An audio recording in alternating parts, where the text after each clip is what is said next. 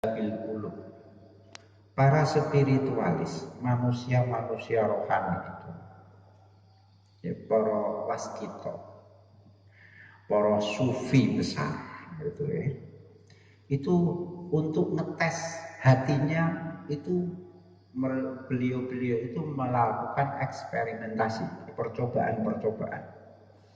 Pernah hati mereka itu dicoba jarrabu fi halil farah bimu'anati dunya.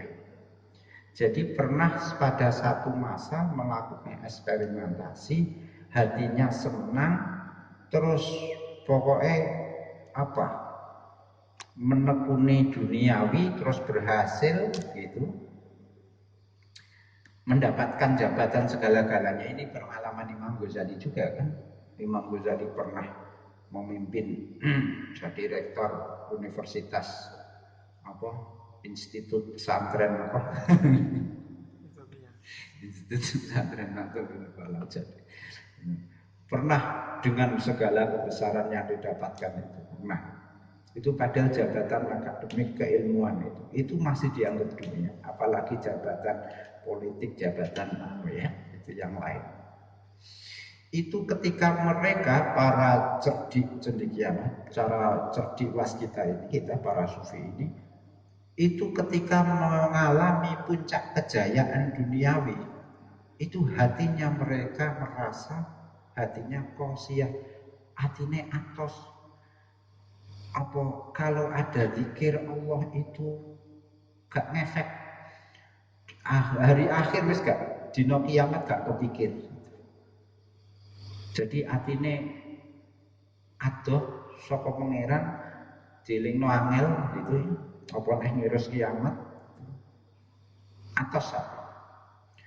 Di saat yang lain juga melakukan eksperimentasi dengan cara mengalami keprihatinan, sengaja hidup prihatin. Awake dhewe prihatin kan gak perlu pilihan kan. Beliau ini sengaja memilih hidup prihatin. Justru dalam keprihatinan ini mereka merasakan hatinya lembut, sensitif kalau ada zikir ingat Allah gitu, wis pokoknya peka gitu. Itu justru dalam keprihatinan. Dalam kesuksesan beliau-beliau itu merasa hatinya keratus keras, tapi justru dalam hidup keprihatinan itu merasa hatinya lembut lunak. Akhirnya beliau-beliau itu punya kesimpulan bahwa orang yang akan menyelamatkan kehidupan mereka itu adalah kesedihan hidup yang daim, yang abadi. Jadi dikon urip susah itu. Dikon urip susah. Satu. Kemudian apa? Fakatamu, jadi hal yang duniawi itu dilepaskan semua, terus kemudian membiasakan sabar. Segala keinginan yang haram, yang halal saja dijauhi, apalagi yang haram, termasuk yang subhat dijauhi semua. Kenapa? Karena kalau haram itu pasti siksa. Kalau kita mulai, yang haram itu pasti disiksa, yang halal itu dihitung, tetap dihisab, yang subhat itu dicela besok. Besok di hari kiamat itu pokoknya kamu punya banyak harta, pasti maksudnya begini, kalau tidak punya harta sampean sapa sugih ta miskin, fikir Gusti, ya sudah kono gak usah gak ono sing dihisab. Tapi sampean sugih apa nggih? Sugih kula. Nggih, sik sugih. Sik mandeg sik, cindek. Halal apa haram? Halal, halal tenan kok ora, periksa tenan itu. Kalau jawabannya haram, wah haram bos. Apalagi haram, halal saja tidak. Kalau subhat itu dia lalak. Kue iso mangan kamu itu subhat kamu itu dipermalukan. Nah, para sufi ini kesimpulannya begitu. Syahwat itu yang haram, apalagi yang syubhat, apalagi yang mubah saja dihindari. Karena tidak ingin besok itu dihisab. Nah pertanyaannya, berarti ini gak untuk begawi kan?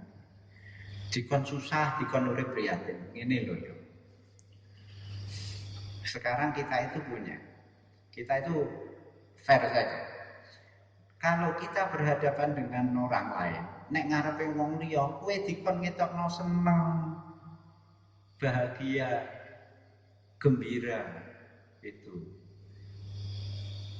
Justru ketika sendirian itulah kita bersedih, berduka gitu.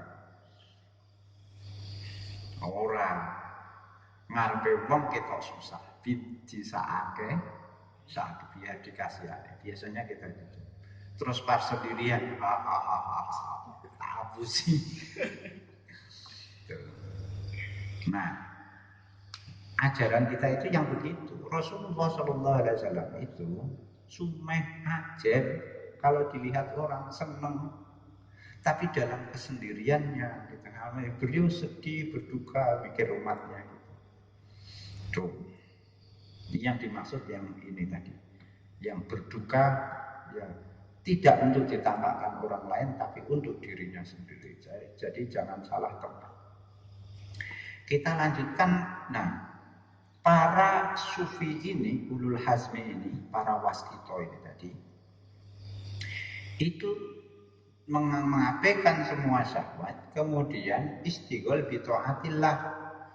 Terus ya waktunya dia curahkan habis untuk ingat Allah. Ini sama persis kalau Imam Ghazali membuat perumpamaan dengan burung apa tadi alat-alat? Elang. Dulu itu para raja, khalifah itu kalau punya burung elang. Jadi kalau nonton film itu apa ya? Burung elang gitu. Terus mencolok nenggone bundake gitu.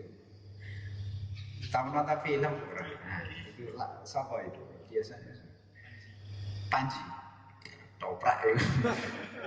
Jadi sweet itu terus burung elangnya nemplok di sini. Itu bagian Jack Sparrow. Masa iya? Nah, aku gak ngikuti lali ya. Pokoknya raja atau Tarsan lah ala-ala itu. Jadi punya burung elang. Lah, burung elang ini disamakan dengan nafsu syahwat manusia. Jadi burung elang ini ketika kita ingin melatih dia kita ambil dari rimba raya, dari hutan belantara. Kita ambil terus kemudian ingin kita latih dia sehingga tunduk pada kita. Padahal karakternya dia itu namanya juga burung elang, suka bebas, serobat sini itu namanya elang. Basa Jawane alap-alap. Beda numpak sepeda motor kepot-kepot, kaya alap-alap. Motor keren. Alap-alap. Nah, itu karakternya dia. Tapi yang meskipun seperti itu bisa dijinakkan sampai kemudian menjadi hewan piaraan patuh pada tuan. Apa caranya? Pertama, konon ini ke atas ini kita belum pernah lihat. Yang YouTube menomor.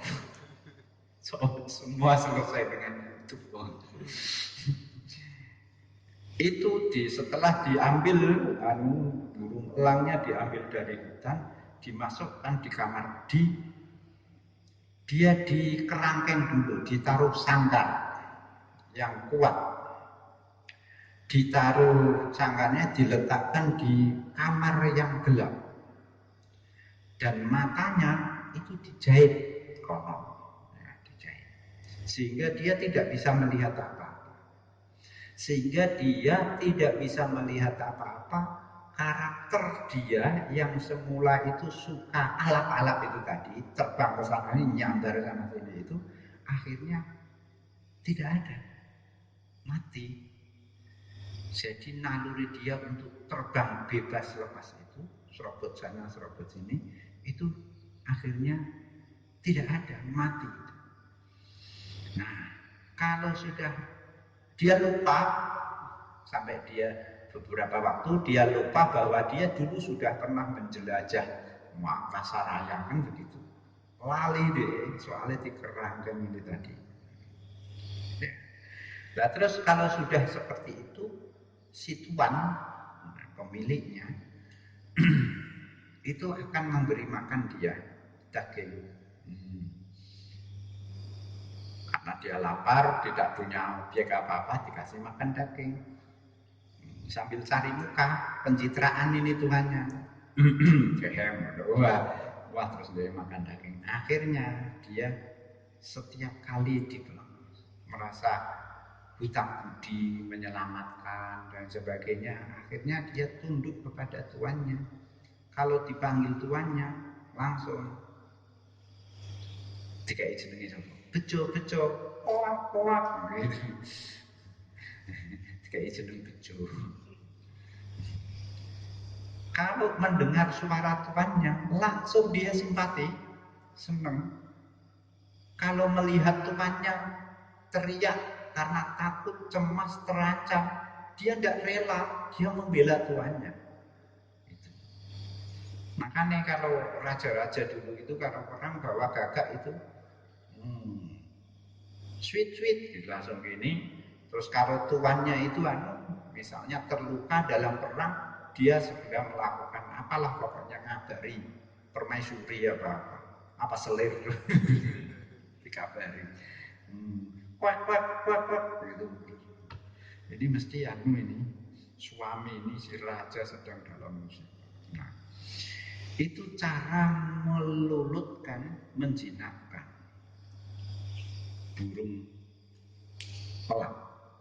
Ya sama persis dengan menjinakkan nafsu kita. Memang harus melalui tahapan-tahapan seperti itu. Fakadzalika mangko iku kaya